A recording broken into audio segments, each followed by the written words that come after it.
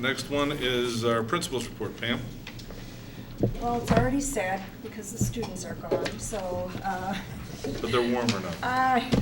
I'll be sad for the next few days. It was a really active end to the year, so if you were a parent or paying attention, we had art shows and all these awards events, the music awards, we had the Apollo Awards. That was a wonderful event. The senior athlete dinner, Shenanigans put on a show the last weekend before school was out. We had Dr. Skinkus and I went to the LADSI Employer Appreciation Breakfast. There are special education transition students that work out in the community. They were there and being recognized and recognizing their employers for hosting them at those job sites. That was a wonderful event. So we had a lot going on here. And as noted, commencement was wonderful. The students behaved beautifully, and it was a dignified event. The choir sang a beautiful song that was memorable and very appropriate for that evening, and I just think it was a great event, and it wasn't pouring rain like it's doing right now. We're all sitting in here listening to it, so we were very fortunate. I wanted you to know that we had some great articulation meetings right at the end of the year. We hosted Morris High School on a site visit.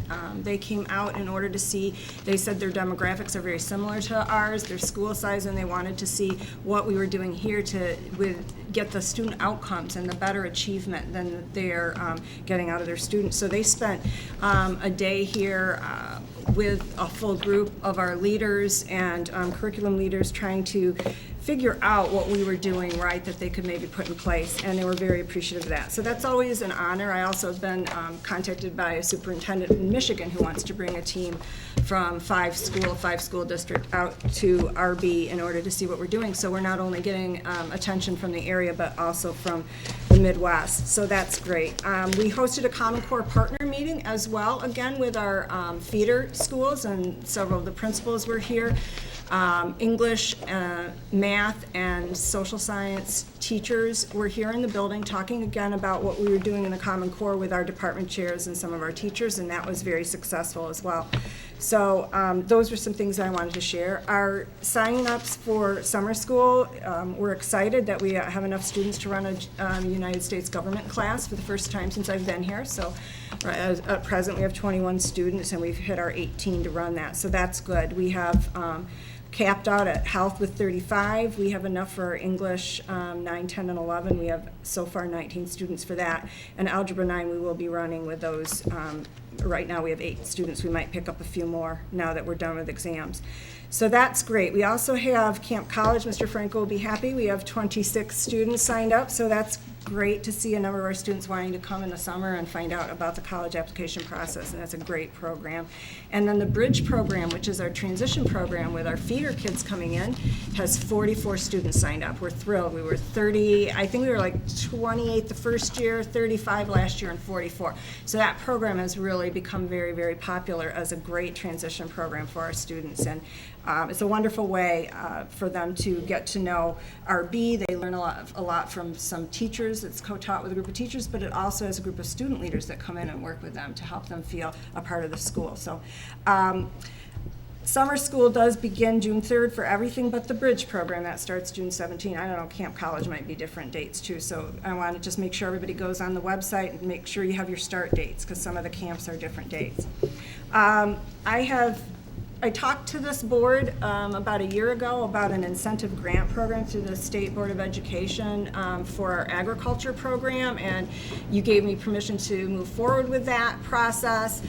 We are ending up withdrawing from that because it became much more complicated, as grants sometimes do.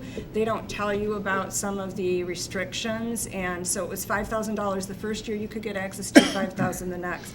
But there were lots of stipulations on the money, and it couldn't be used for necessarily what we wanted it for.